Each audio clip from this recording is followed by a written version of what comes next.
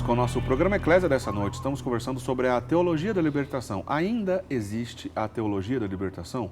Esse é um assunto que já esteve presente aqui no programa Eclésia, né? Nós queremos continuar essa discussão, pois o assunto é amplo. E a gente está conversando com o padre Wander Maia sobre isso, que está nos ajudando a entender um pouco mais do ponto de vista histórico e, na atualidade, o que a gente pode aprender sobre isso. Padre Wander, no início, a teologia da libertação, portanto, final da década de 60, Medellín já teve a discussão. 71, o padre Gustavo Gutierrez, peruano, publica um livro com o título Teologia da Libertação. Depois, outros expoentes divulgam a coisa para o mundo todo, especialmente Leonardo Boff, né, que é acho que talvez o mais famoso teólogo da libertação, e a coisa vai adiante. Como é que a igreja inicialmente olhou tudo isso? A igreja olhou e falou assim, olha, tem uma coisa boa aqui acontecendo, ou a igreja ficou com o pé atrás? Como é que foi esse processo? Eric, o que nós vemos é que o Sagrado Magistério sempre se manteve numa posição, como sempre se manterá, de observação, alerta, e pelos frutos se conhece a árvore. E os frutos foram muito ruins. Os frutos foram muito ruins. Os frutos foram, eu torno a dizer, a total a aniquilação da dimensão sobrenatural da vida na igreja, o tratar a igreja muito mais como uma ONG, um movimento social, do que o instrumento universal de salvação, o corpo místico de Cristo e assim por diante. Então, da parte, vamos já por pingos nos is, da parte da igreja, oficialmente falando, nunca, jamais a igreja flertou com a teologia da libertação. Muito pelo contrário. Muito rapidamente se percebeu que continha erros doutrinários gravíssimos e que tinha um matiz de índole ateia, E o que aconteceu ao fim e ao cabo foi que não vamos julgar nunca ninguém, jamais, mas equivocadamente uma parte do clero, seja no episcopado, ou seja no presbiterato, seja da parte dos padres, acabou embarcando nessa. Não coloquemos, mas muitos bons bispos e muitos bons padres, equivocadamente, talvez nessa mesma anelo, nesse mesmo ímpeto de mitigar o sofrimento e a dor de seus rebanhos, acabaram comprando esse cavalo de Troia. É porque é muito difícil a gente, obviamente, julgar a intenção reta de cada um. Não, né? O sacerdote, até mesmo o bispo ali na nossa diocese, preocupado realmente com os pobres, preocupado em viver o evangelho dessa maneira, como o senhor bem disse, pode ter comprado a ideia. Sim, né? sim. Isso aconteceu com muita gente, né? Sim. Agora quer ver um dos frutos mais perniciosos que com o advento desse tipo de teologia e a total exclusão da consciência do pecado. O pecado na sua raiz de índole pessoal, com todas as suas consequências, foi esquecido. O pecado passou a ser visto só como algo social. O pecado é só tirar a comida do pobre, é só não dar ao pobre as condições de viver. Quer dizer, se reduziu ao pecado ao quê? A nada é a nada. E fez com que, por exemplo, desaparecesse o quê? O sacramento da penitência. O único instrumento ordinariamente deixado por Cristo para tirar a alma das garras de Satanás, Eric, foi colocado de lado. Tanto que em algumas regiões da América Latina afora, não vamos contextualizar nenhuma, hein? Certo. Você ia numa diocese inteira, numa arquidiocese inteira, onde você não encontrava uma única paróquia praticamente atendendo confissões, ou no universo tal 1% do total. Por quê? Porque o pecado não existe. O pecado é não dar de comer ao pobre. E percebe que eco transcendente, que relação com a eternidade nenhuma, relação com a redenção nenhuma, relação com a conversão nenhuma. E de tal maneira que aí você nota que o que foi pensado e desenvolvido, que era reduzir a igreja a uma mera sociedade temporal, tirando toda a sua alma e a sua constituição sobrenatural e portanto, para a eternidade, que era o primeiro golpe, era esse, Eric, enfraquece, tira toda a sua força, tira todo o seu sentido, e depois você, na sequência, você a mata com facilidade. Aconteceu. Você vê claramente que se conseguiu. Onde é que, por excelência, em quais realidades houve um processo um pouquinho diferente do que se deu na Europa? Mas, perceba, o protestantismo só cresceu onde a teologia da libertação dominou e imperou. A gente pode dizer de uma crise, né? Uma crise instaurada em muitos países, protagonizado por esse tipo de pensamento. As almas buscaram Deus e não lhes foi mais dado Deus, se desesperaram. Buscaram água límpida dos sacramentos, água límpida da doutrina católica, água límpida, fresca, refrescante do coração de Cristo através de sua igreja e não recebiam, foram atrás de qualquer cisterna quebrada que encontraram por aí, mas para não morrer de sede tomaram alguma coisa que com certeza não era água, mas optaram por tomar para... Bom, terminaram envenenados, mas é isso, Eric. Bom, no que diz respeito aos problemas do socialismo, do comunismo como um todo, especialmente do problema de uma política socialista, né, que olha o homem desse ponto de vista como um ente coletivo e todo o desdobramento do socialismo, desde o Beato Pio IX, né, a igreja já se levantou a voz. Pio IX, Leão XIII, Pio X, Bento XV, a lista toda, com auge em Pio XI, né, com uma encíclica sensacional contra o comunismo, né, a Divino Redentores, não é isso, Padre Wander? É sensacional. E depois, em 1949, já no papado de Pio XII, a condenação formal, inclusive lembrando do problema da excomunhão para um católico que seja adepto ao socialismo de maneira clara, coerente e sem dúvidas, né? 1949, depois João XXIII reiterou. E depois a coisa continua. João Paulo II, obviamente, nós vemos isso muito presente, alguém que viu de perto os problemas dos regimes totalitários na Polônia, no seu país. Bento XVI não foi diferente, e mesmo o Papa Francisco. Eu vou ler daqui a pouquinho uma citação do Papa Francisco, obviamente condenando o marxismo. Agora, da Teologia da Libertação Direta, são dois documentos, 84 e 86, que foi assinado pelo então cardeal Joseph Ratzinger, o Papa Bento XVI, é claro. E justamente em 1984, para você procurar aí depois esse documento, chama Instrução sobre alguns aspectos da Teologia da Libertação. Né? Você vai ver que nesse documento está lá na nota de rodapé dizendo que João Paulo II foi apresentado esse documento e que ordenou que fosse publicado imediatamente. E vou ler uma citação curtinha, assinada então pelo então prefeito da Doutrina da Fé, né, da Congregação para a Doutrina da Fé naquela ocasião, o cardeal Joseph Ratzinger, que depois vira a ser o Papa Bento XVI. Então, nas orientações são diversas, na número 17, o documento foi publicado em 84, chamado Instrução sobre alguns aspectos da Teologia da Libertação, diz assim, acompanhe.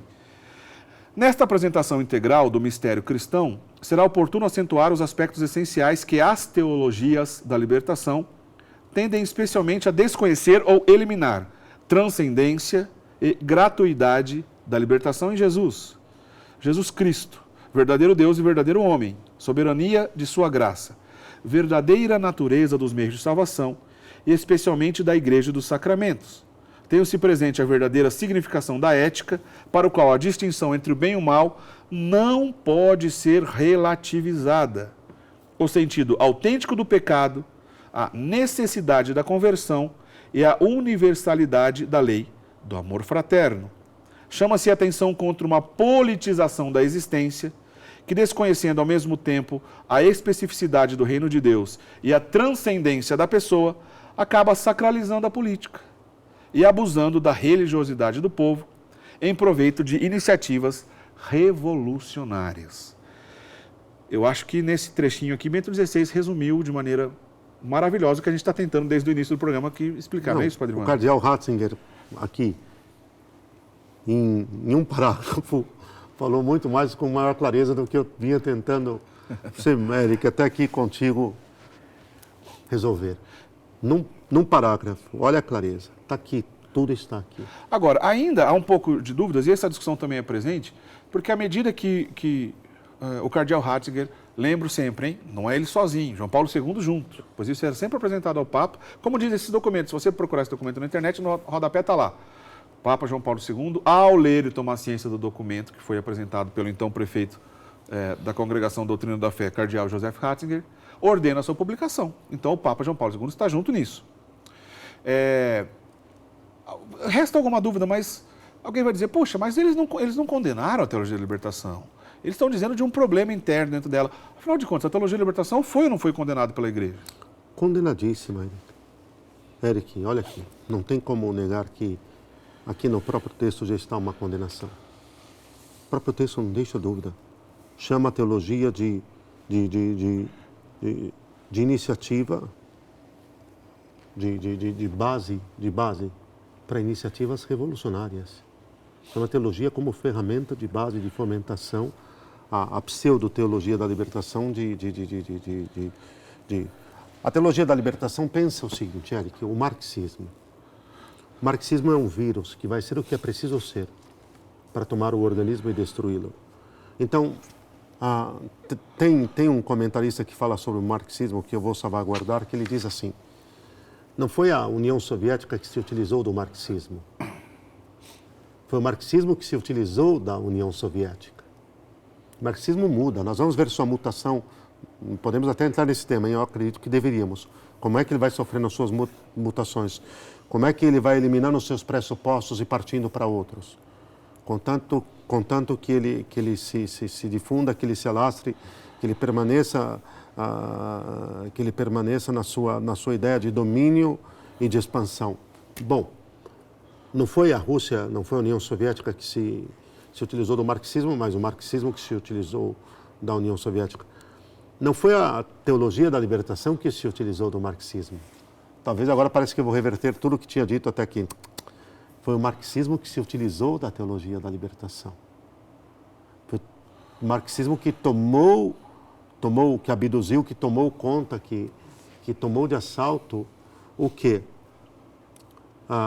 Uma parte considerável do mundo católico, que deveria ser depositário, tutelário e transmissor da verdade revelada e guardada e transmitida por Deus através de sua igreja ao longo de 2000 anos. E essa parte do mundo católico ficou refém e cooptada e seduzida e iludida pela doutrina marxista, acabou se tornando cooperadora direta e iminente do fim último do marxismo, que é a supressão integral de Deus e de toda a presença ou conhecimento ou aceitação da realidade da eternidade por parte de qualquer um, Eric. No fundo, é trancar o homem num casulo para que, quando ele morrer, ele morra mesmo e não sobre nada. Então, aqui que nós vamos ver que o marxismo foi de uma sagacidade tal, quando se apropriou da teologia da libertação e a fez como instrumento cultural, narrativo e discursivo seu, de disseminação de suas ideias materialistas e ateias, que você vê, por exemplo, que há uns anos atrás, qual que era o cavalo de batalha, qual que era o centro, qual que era o ponto de partida de embasamento da construção da teologia da libertação? Eram os pobres. Você percebeu que isso mudou, Eric? Faz parte do que o senhor estava dizendo agora há pouco, dessa mudança, dessa estratégia, mutação permanente. Da mutação. Né, da permanente mutação. Você percebeu que mudou? A que não mudou. É mais o pobre, agora é o verde. O pobre já não está mais no centro da teologia da libertação. Por quê? Porque não rende mais. De alguma maneira não rende mais, não dá mais ibope, Eric. Eu vou falar de uma forma muito simples. Não dá mais ibope, não dá mais público. Qual que é a moda agora? Comprada por todo mundo. O alarmismo verde, vamos chamar assim? O alarmismo verde. Eu tenho outro conceito que é o terrorismo verde. Esse é mais forte. Né? Que para mim não é alarmismo, é terrorismo. E que todo e qualquer cientista sério e que desenvolve a sua obra sem partir de pressupostos ideológicos de índole alguma, portanto não está a serviço aí de nenhum sistema de dominação objetivo, falam da bobagem e da besteira que é todo esse terrorismo verde. Bobagem e besteira não, o alarme, a trombeta que tocam, porque bobagem e besteira não é, porque aterrorizam. Sim. Né? Aterrorizam. Essa ideia toda que nós temos nos últimos tempos em torno do verde é de uma dissimulação, Eric. É de uma tentativa de tirar o foco da realidade e de fazer se esquecer daquilo que é a realidade, daquilo que é essencial, de onde viemos e para onde vamos, e o que é que está no centro da história e das coisas, que se embarca muito facilmente. Tanto que Hoje não é raro, e nós já passamos por essa experiência quando deveríamos, em muitas ocasiões, estarmos chamando a atenção para a necessidade de conversão, de arrependimento, de uma vivência de vida nova e de busca da santidade, estarmos falando do quê? Não que não devamos proteger a criação, mas estarmos falando do verde de uma forma superficial, modista, categorizada de forma inconsequente, e todo mundo vai atrás. Quer dizer, da mesma maneira que, como a roupagem de defesa aos pobres, que é algo lícito, bom, digno, que a igreja sempre fez, colocou-se as ideias, e naquela ideia da caixa de ressonância, para multiplicar conceitos revolucionários, com um fim máximo que é a mudança de paradigma para o alcance, o aumento do socialismo, do comunismo como um todo, através de uma instituição séria como a igreja, que até então usava-se do pobre, com a mesma lógica. Agora a discussão é sobre o verde. Obviamente que há discussões lícitas sobre a proteção à natureza, etc, etc. De uma coisa lícita vai-se ao extremo com a mesma lógica do pobre. Essa é a mutação, Padre Wander? Essa é a mutação. Há um ditado que diz, Eric, que a nova cor do comunismo é o verde, ou do marxismo, ou do socialismo é o verde, não é mais o vermelho. E há um outro ditado que diz que é um pouco a questão nada, uma bobagem, é uma melancia. Verde por fora e vermelha por dentro? Verde por fora e vermelho por dentro. No fundo, continua lá, aquilo que ele é, mas ele é um camaleão. Quando Bento XVI, no Jesus de Nazaré, não tem nada a ver, mas tem tudo a ver. Ele fala que nós não podemos ser parte de uma societas camaleones, quer dizer, de uma sociedade camaleões, que vai mudando de acordo com as próprias conveniências. Você vai se... É também um pouco disso que o marxismo opera em tempo integral, Eric. Agora, o que fica esse alerta para todos nós é que quer tratar a questão da criação de uma forma séria, vamos resgatar uma teologia da criação profunda. Hildegard de Bingen. Vamos a uma doutora da igreja. Doutora da igreja. Vamos a uma doutora da igreja. Aliás, é engraçado como o cardeal Ratzinger está no meio disso, porque foi ele que levou ela, que proclamou ela doutora da igreja. Mas, quanto Bento XVI, porque fez ver que ela contemplou um aspecto da teologia católica, da doutrina católica, que ninguém tinha visto ou aprofundado ainda o suficientemente, que ela aprofundou em seu tempo. Também estamos falando de 700 anos. Mas uma outra coisa, Eric, que eu tenho para mim, que quer dizer, sem personalismos, hein? Mas que Bento XVI ofereceu um antídoto também naquele momento. Ele já percebe o tsunami de discursiva verde que vem por aí, de propaganda verde que vem por aí, de militância verde que vem por aí, de terrorismo, de alarmismo, de terrorismo verde que vem por aí. Então ele está dizendo, não. Bom, quem amou os pobres foi São Francisco, que deu sua vida para que eles descobrissem o amor de Deus, para que descobrissem a vida em Deus, para que foi amá-los com o coração de Cristo e foi aproximá-los do Senhor. E então amou-os com o coração de Cristo e aí, sem medida, se deu. Mas é interessante. Aquela frase que eu vou localizá-la, eu prometo que vou, Eric, mas que mais uma vez repercutiu, que disse que ele diz em certa ocasião que queimaria todas as florestas do mundo para salvar uma única alma. Precisam puxar onde está isso ao pé da letra, né? Onde está anotado certinho. Isso. Porque ele levou isso tão bem, porque ele apresentava tanto a questão do pobre quanto a questão da natureza. Sim, né? Não, mas olha, o Cântico das Criaturas. Belíssimo. O Cântico das Criaturas, que é um cântico que está ao nível quase, ao patamar de um Te Deum, que atribuem a Santo Agostinho e a Santo Ambrósio. O Cântico das Criaturas. O Cântico das Criaturas é um louvor e exaltação, porque está quase que no nível de um Te Deum, ao eterno Deus Criador. É um cântico de louvor e exaltação a Ele, não é nas belezas das criaturas. Refletido, né? Espelhado nas belezas das criaturas, mas o tempo inteiro. E no fundo, aqui já cairíamos num outro tema e nem vamos passar por perto, mas ele está enfrentando também o gnosticismo dos albigenses e dos cátaros, né? Esse é um outro tema, mas aquilo de afirmar que a matéria é má, está dizendo, não, a matéria é boa e foi criada por Deus, mas é uma outra história. Bom, mas obviamente... Posso? Vai lá, completa. Com certeza, São Francisco não foi ecologista, com certeza São Francisco não foi pacifista, com certeza São Francisco não foi revolucionário, com certeza São Francisco não foi libertário. São Francisco foi só santo. Só o que Deus quis que ele fosse. Maravilha. Eu vou citar mais duas frases rapidamente aqui, conforme prometi, senão não vai dar tempo depois. Uma delas é justamente ressaltando a condenação da igreja diante da teologia da libertação, nas palavras do próprio cardeal Joseph Ratzinger. Essa frase que eu vou dizer agora está num documentário de um órgão de imprensa francês, um documentário da França, sobre a teologia da libertação, e, abre aspas, o cardeal Ratzinger diz assim: em relação à teologia da libertação, nós a condenamos e afirmamos que estava errada. De fato, esta politização da teologia foi levada para a igreja. Nós vemos a politização da igreja como inconciliável com a fé.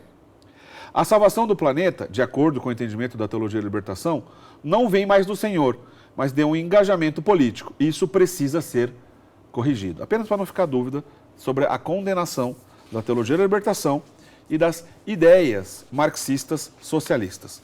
Eu disse agora há pouco, desde do Beato Pio IX, a igreja se levantou quanto a isso, mas vale aqui uma ressalva para ficar mais claro.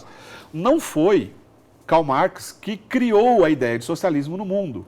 Existiam outros pensadores antes dele, chamados socialistas utópicos. Karl Marx, ele tem uma releitura sobre isso e cria o socialismo científico, né? Isso é todo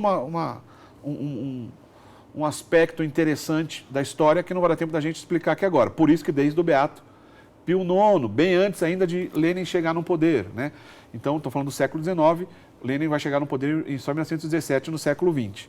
E o próprio Papa Francisco, no ano de 2007, ao comentar o prefácio de um livro, comentando as ideias do cardeal Ratzinger, do Papa Bento XVI, sabendo que ele, o Papa Bento XVI, tratou desse tipo de discussão na igreja de uma maneira tão bela, o Papa Francisco diz no ano de 2007 dessa maneira, abre aspas: ao lado de São João Paulo II, ele, ou seja, Bento XVI, elabora e propõe uma visão cristã dos direitos humanos, capaz de colocar em discussão em nível prático e teórico a pretensão totalitária do Estado marxista e da ideologia ateia sobre a qual ele se fundava. Palavra do Papa Francisco, apenas confirmando aquilo que desde o Beato Pio IX até hoje, do Beato Pio IX, no século XIX, olha, muito Papa passou pela história da igreja, né?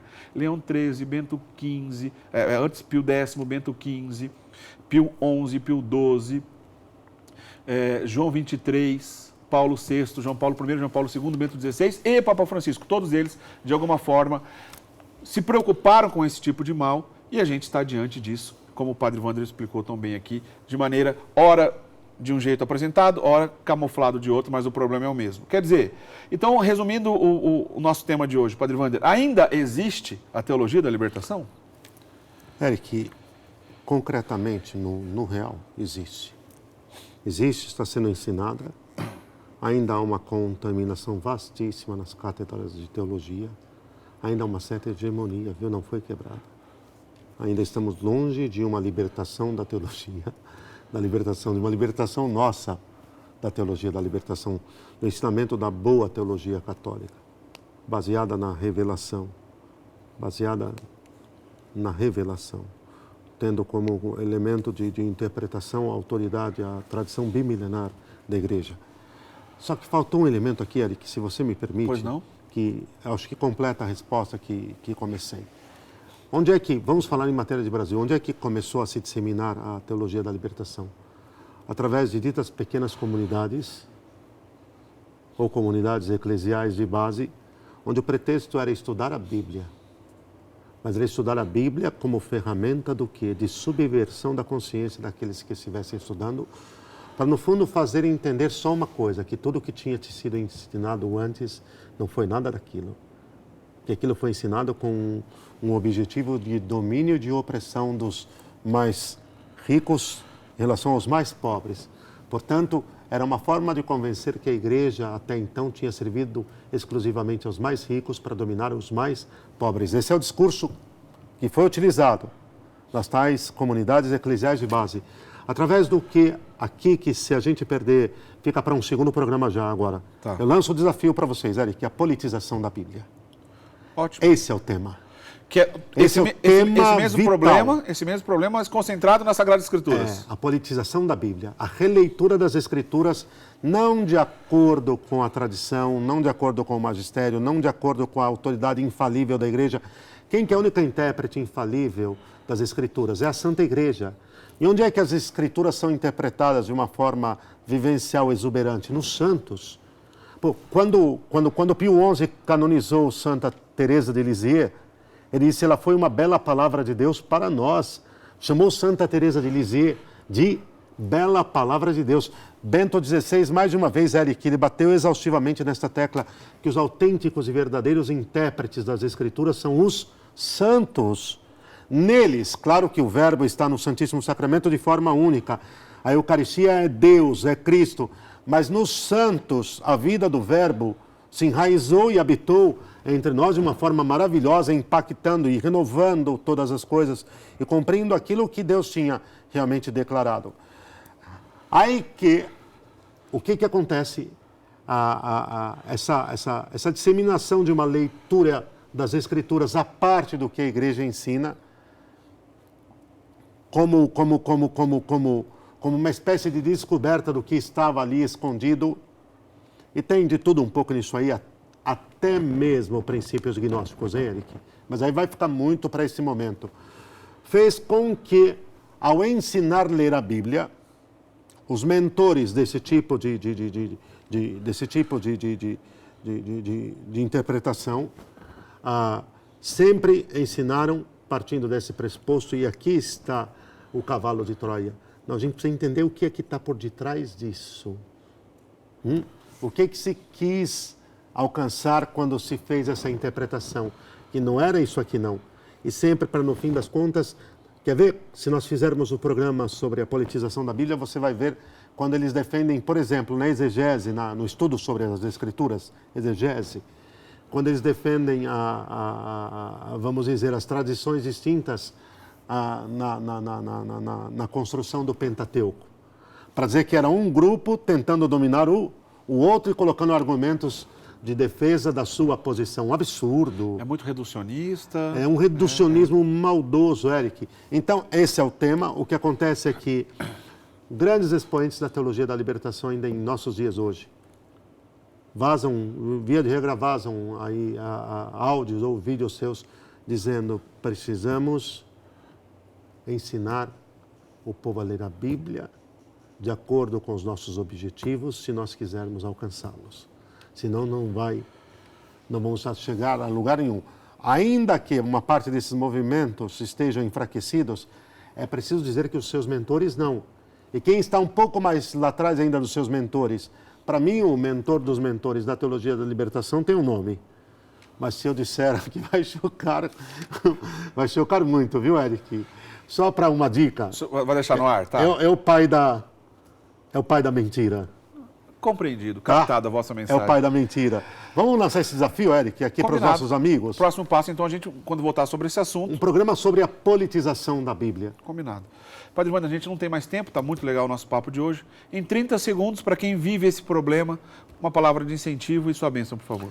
Bom, é preciso pôr remédios, é preciso buscar o que a igreja ensina, o Sagrado Magistério, o Catecismo, as encíclicas dos papas, o que os santos ensinaram. O remédio está ali, ter uma vida de oração profunda, que é o remédio dos remédios, ter uma vida de sacramento, se confessar sempre o máximo possível, manter-se próximo, íntimo de Deus, e é isso que resolve. Quer dizer, se cura tomando os remédios e se alimentando. O organismo se fortalece alimentando-se. E as enfermidades se curam tomando os remédios. Então, é só isso. E lembrem, aquilo que Nosso Senhor o tempo inteiro disse, que veio redimir e que veio salvar, e que nos quer no céu, e que derramou todo o seu sangue na cruz para esse fim. Creia. Amém. Sua bênção, Padre, para encerrar. O Senhor esteja convosco. Ele está no meio de nós. Abençoe-vos, Deus eterno e todo-poderoso, Pai, Filho e Espírito Santo. Amém. Amém. Bom, no portal da Rede Século XXI, rs21.com.br, onde todos os nossos programas podem ser assistidos, você pode encontrar esse antigo programa que comentei aqui, que o Padre Wander fez há 5 anos atrás aqui conosco, falando sobre a teologia da libertação, né? Lá a gente já falou sobre a teologia da libertação, expandimos um pouco aqui a conversa e a gente continua sobre o aspecto da Sagrada Escritura, como já deixamos aqui no ar, combinado. todos os nossos programas também estão disponíveis nessa página. Esse, inclusive, estará em breve também lá na página do portal da Rede Século XXI, rs21.com.br. E no Facebook, a gente sempre divulga trechinhos do programa Eclésia. Curtam a página do programa Eclésia no Facebook. Lá você vai ver trechinhos, né, dos nossos programas aqui no dia a dia. Inclusive, o Padre Wander também tem uma página no Facebook. Procure por Padre Wander Maia, né? Wander com W, Padre Wander Maia, é a página do Padre Wander. Então, esses trechinhos que a gente sempre... blog, né, no Facebook, né? Exato, né? Assim a gente é uma maneira de divulgar esse tipo de trabalho também nas redes sociais. Então, você curta a página do Padre Wander Maia e o programa Eclésia também, não deixa de curtir, tá certo? Posso terminar uma coisa? Vale o que a igreja ensina. Se a igreja não ensina, não vale. Pronto, resumiu sem deixar dúvida. Na semana que vem a gente volta para mais uma discussão interessante aqui no programa Eclésia. Agradeço o Padre Wander hoje, que em outras oportunidades certamente estará aqui conosco conversando sobre outros temas. Uma boa semana para todo mundo. Até semana que vem, se Deus quiser. Tchau, tchau.